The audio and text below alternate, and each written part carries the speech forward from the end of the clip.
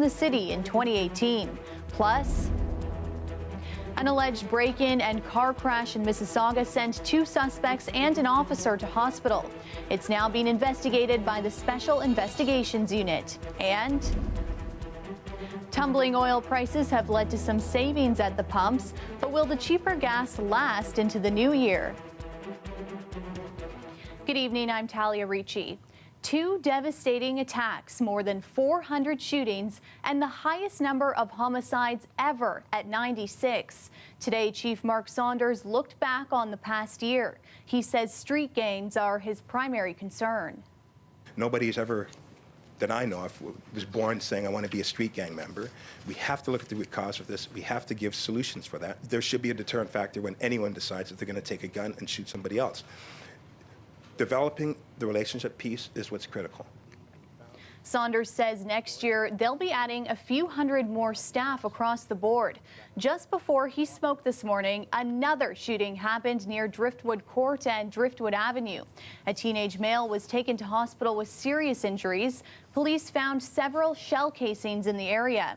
They're looking for a red Honda Civic in relation to the incident. We've also learned a man who was shot last week has now died. 20-year-old Simran Farah was one of 3 people shot in Rexdale Friday night. All of them were young men. It happened in a plaza on Kipling north of Finch. The other 2 men are expected to pull through. Police say they're looking for a black Honda that was in the area at the time. Farah is Toronto's 96th homicide of the year. 50 homicides this year have involved a firearm. About a third of those deaths are still unsolved. And now, 10 years after the unsolved murder of his younger brother, a Toronto man is pleading for tips. William Jr. Appiah was just 18 years old when he was shot multiple times and killed. Farah Morale has his story. It was a killing that left friends, family, and an entire community shaken. William Jr. Appiah, just 18 years old, shot multiple times and left for dead at this basketball court. In the days that followed, Appiah's father appealed directly to his killer in hopes of finding closure. We have forgiven you for what you did to our son. Our son is in a better place now. We just want you to know that we miss him dearly. 10 years later, there have been no charges and no arrests. No one knows who killed William Jr. Appiah or why. But for the most part, when I do pass by this area, I just have that quick glimpse of that day. That's a reality his brother, Prince Young Appiah, struggles with daily. It hurts my soul to know that the city's still hurting.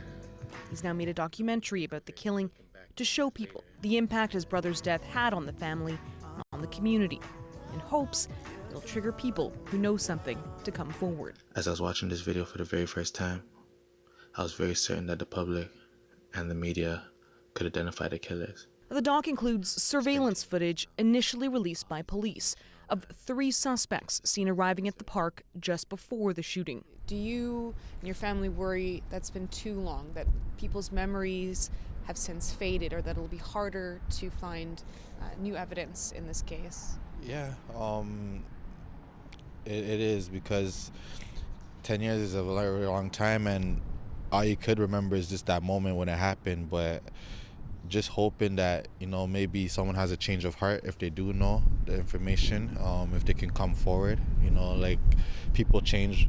1/3 of just this year's homicides in the city of Toronto remain unsolved.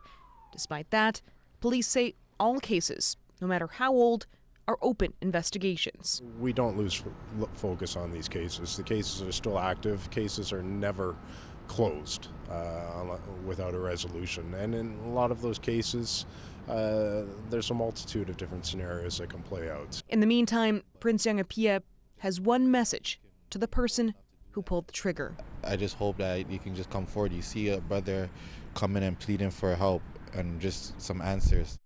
Farah Morale, CBC News, Toronto. York Regional Police have charged a 59-year-old man from Port Colborne in connection to historical sexual assaults against children. Police are releasing this photo of Richard Rose to ensure there aren't any further victims. Rose lived in Markham from 1991 to 2015. Police say he was a pastor at a church in North York and managed a Markham hockey team. A daycare also operated out of his home. He's facing 4 counts of sexual assault and sexual interference under 16. The Special Investigations Unit has been called in to investigate an alleged break-in and car crash that sent 2 suspects and an officer to hospital.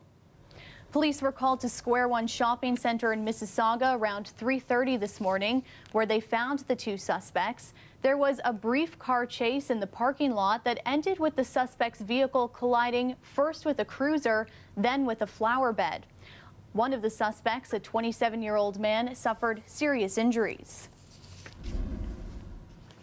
And Peel police have put out an arrest warrant for this man, 37-year-old Michael Polynice. The Toronto man is wanted for a hit and run outside this Mississauga bar over the weekend that left 5 people injured, 1 seriously. Police say a brawl began inside And Company Resto Bar near Burnhamthorpe and Hurontario Sunday morning. Security then kicked the fighting patrons out. The fight continued outside, though, and that's when investigators say Polynice got into his car and drove into a group standing out front.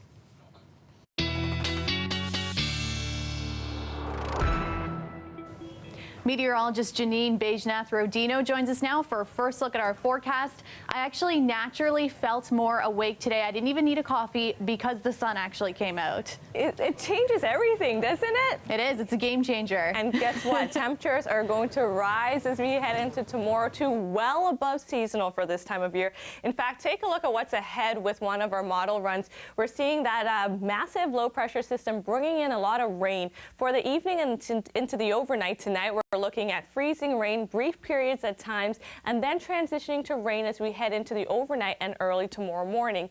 In fact, we have an abnormal temperature trend. That means temperatures are going to rise into the overnight. 2 degrees continuing to rise by the morning.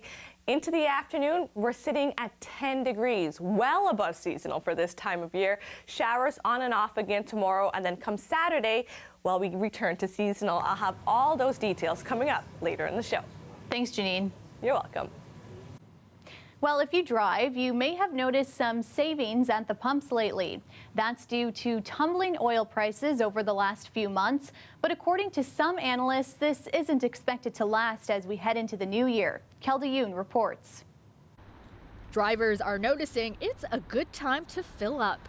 Big savings when I do drive. It's under 100 sometimes, and it's really good for, I guess, me, because I pay less. I noticed that the prices are even below $1 outside of Toronto. Here in downtown Toronto, it's slightly above $1, but that's still substantially lower than a year ago, according to petroleum analyst Dan Matag. You know, if I look at this time last year, with gasoline down about 15 cents a liter comparatively to, December 27th, December 28th of last year, the price that we're paying today is probably saving us about $10 to $15 a fill up per week. So that can really add a lot in the long run. Nia Cohen agrees. She's headed to St. Bart's in the Caribbean tonight and says she would be doing that more often if she saved more at the pumps. I would definitely be traveling more. Absolutely, for sure. I mean, everything adds up, right? And then especially living in Toronto with property taxes and your condo fees and your mortgage rates. Like, they just cranked up the interest rate, so you can't afford to be losing $1 or $2 on every time you fill up your tank.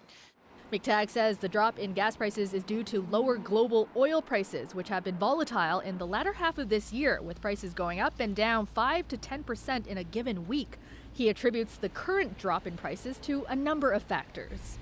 There's a lot of moving parts and a lot of angst over the health of the global economy, concerns about the 2 largest trading partners and trading blocs in the world, China and the U.S., going to some form of a tariff war, whether that can be averted or not. There's also, of course, extreme concern about the amount of supply. McTagg, however, says we shouldn't get too used to the savings at the pumps. He says we should expect the prices to turn around in March or February next year. Kelda Yoon, CBC News, Toronto. I'm Natalie Nanowski. This skinny home in Toronto's East End has caused a lot of controversy. One, because of the way it looked, and now because of its listing price. It's listed at $3 million. I'll have more coming up.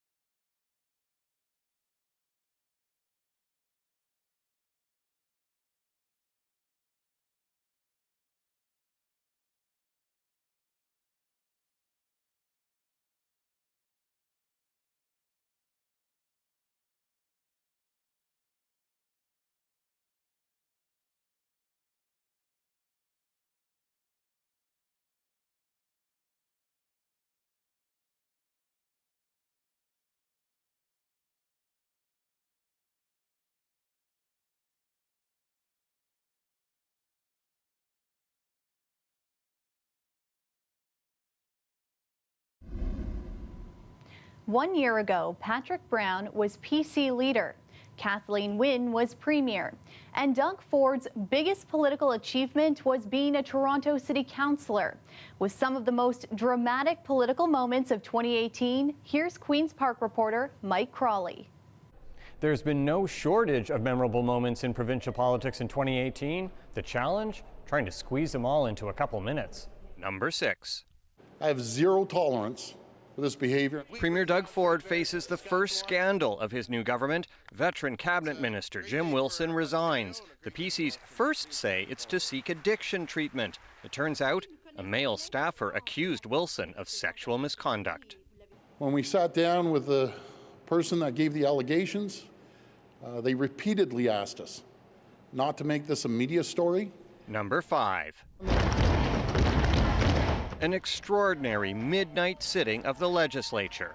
How is anyone supposed to exercise their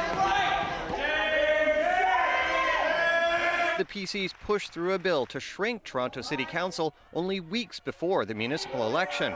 For the first time in its history, Ontario invokes the notwithstanding clause. Number 4. So I'm just going to admit this is a hard thing to do. Liberal leader Kathleen Wynne declares that she will not win the election. It's hard because I know there are Liberals who believe in us. After 15 years in power, the Liberals lose official party status and hang on to just 7 seats. Number 3. Ontario will have a progressive conservative government. Election night and a sweeping victory for Doug Ford. And we will make Ontario once again the engine of Canada. But you know it's a roller coaster year when election night isn't the most memorable moment. Number 2. I reject these accusations in the strongest possible terms. It's not my values, it's not how I raised, it's not who I am. Patrick Brown is accused of sexual misconduct by 2 women. In the wee hours after this late-night drama, he resigns as PC leader, the event that triggers much of the political upheaval that follows. Number 1. The PC leadership race provides many memorable moments, but none can match its final day for drama. I'm told that the result is extremely close and that right now there are lawyers from Christine Elliott's campaign and Doug Ford's campaign in a room with senior party officials. Hours pass with no explanation from the party. The legal appeals and the recounts are done. Doug Ford won. But still no official announcement of the winner. Then, I ask you to please go home to await the results. Those results finally come 6 hours late.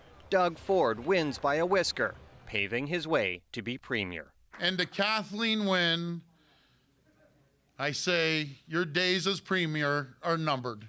Mike Crawley, CBC News, Toronto. A home in the city's East End is making headlines again.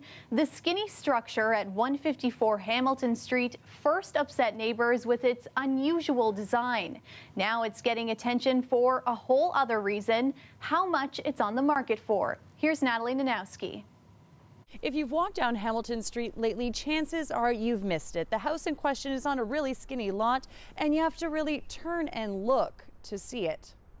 I think it's ugly. It's got no charm, and it's way too small. Those are just some of the complaints the city received since construction started in 2016. That had the community very upset. The really tallness of it, and the fact it was set so far back and didn't match anything else on the street. Now it's done and on the market. The 4-story home is being billed as functionally minimalist and, quote, with exclusive finishes. The price tag, a whopping $3 million. If I had $3 million, I would not pay $3 million for this one. For $3 million, I can get myself actually, I'd sell my house and buy a village in Newfoundland, I guess. So what goes for $3 million in Toronto? There's this detached High Park mansion with a huge backyard. Or this Riverdale home that's bigger and just sold for $500,000 less than 154 Hamilton Street. On this block, how much do homes usually sell for?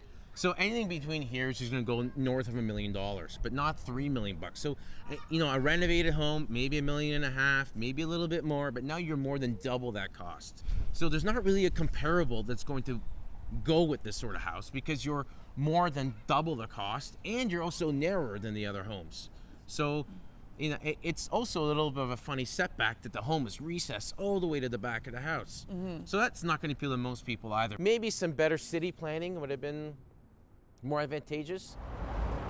We've reached out to the owner to ask about the design and price, but haven't heard back. As for the house, it's been on the market for more than 100 days, and experts say that's usually a sign that the price needs to be lowered. Natalie Nanowski, CBC News, Toronto. Pet parents are urging the city to rethink its plan to change the material used in dog parks.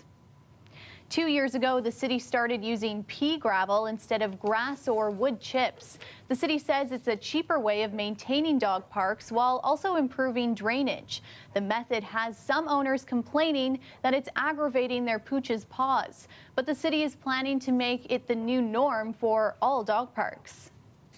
It's not very comfortable for the dogs or for the owners, so I'm disappointed to hear that. A lot of dogs avoid going on the gravel just because it does kind of impinge on their paws. We do notice a few of the dogs that we have had come here have sore paws leaving. Councillor Paula Fletcher is calling for a review to determine a healthier and safer surface for the city's 68 off-leash parks. Replacing the gravel with cedar wood chips could cost as much as $50,000 a year. 3 days, 40 teams and nearly 500 kids all competing to be considered among the GTA's elite. I'm Greg Ross. The second annual Andre DeGrasse Holiday Classic Basketball Tournament got underway today. We'll have that story coming up.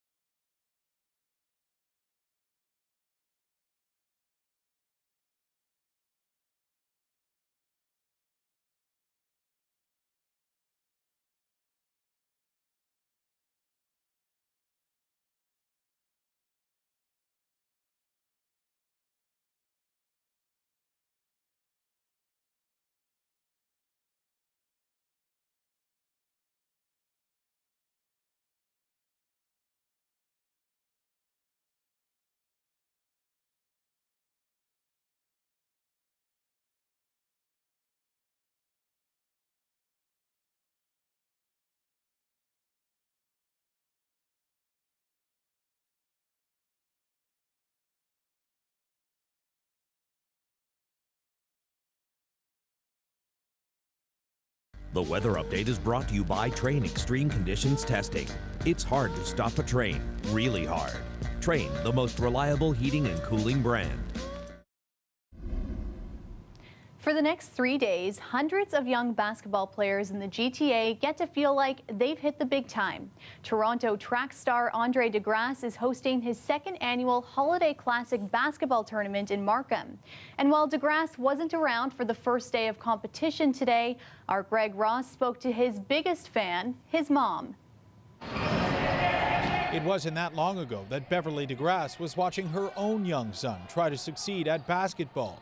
Basketball was his first love because that's a sport he played beginning of age 5 until high school.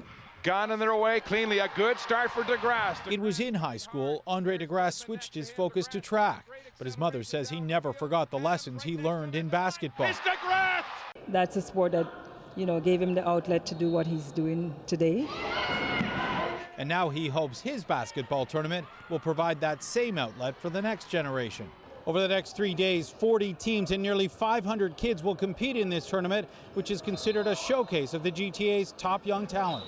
You've got to bring your A game when you play in a tournament like this. Yeah. I've never been in a tournament before with like this much people around, and it's pretty cool that a runner, the famous runner, put this together. It's enough to make some dads feel a sense of pride and jealousy all at the same time. When I was growing up, we didn't have anything like this, right? I mean, we just played outside in playgrounds. I was telling them how grateful they should even be for having the name on the back of their jersey. I said we used to have pennies and put tape and tape the numbers and stuff like that. And we didn't even have like refs and stuff. So. But while these dads were reminiscing about the past, their kids were already thinking about how this tournament might affect their future. We will get exposure, and then when we get exposure, we'll get exposure to high schools, and then those high schools will further us to be able to get scholarships to go to universities.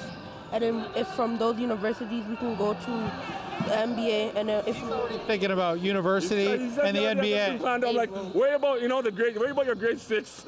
Just run through grade 6 smoothly, but.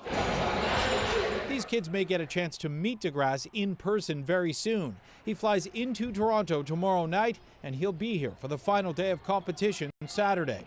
Greg Ross, CBC News, Markham.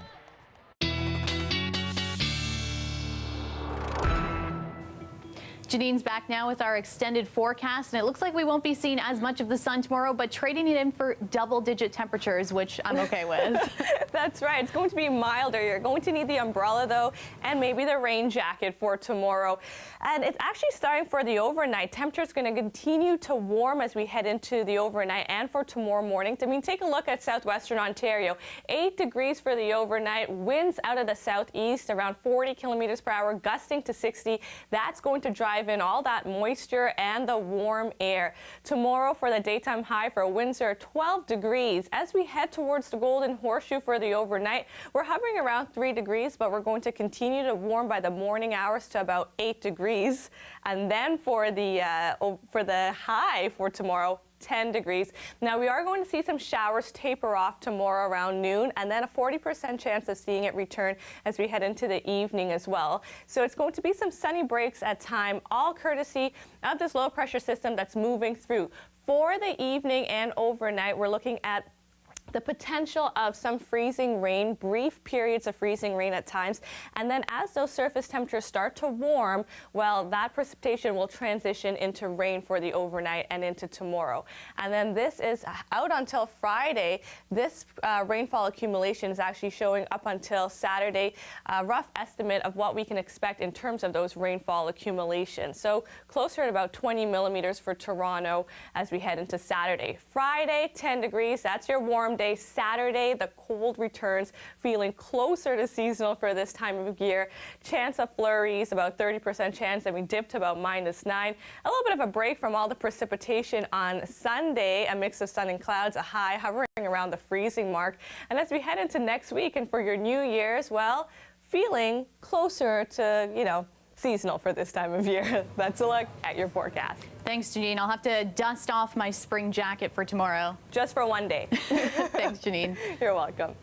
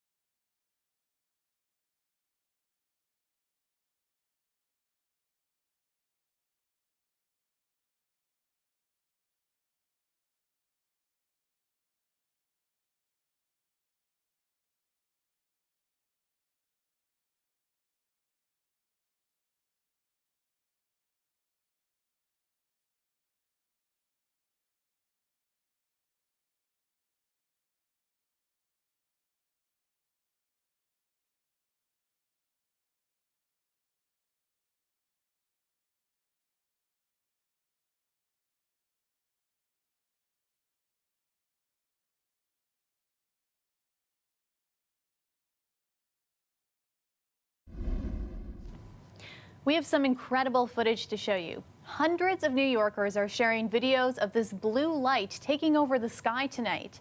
The New York Fire Department says it's the result of a transformer explosion at a Con Edison power plant facility in Queens. They say the fire is under control and there are no injuries at this time, but the explosion has resulted in a power outage in the area that's affecting LaGuardia Airport. Before we go, the Hospital for Sick Children is using a new method to make treatments a little easier.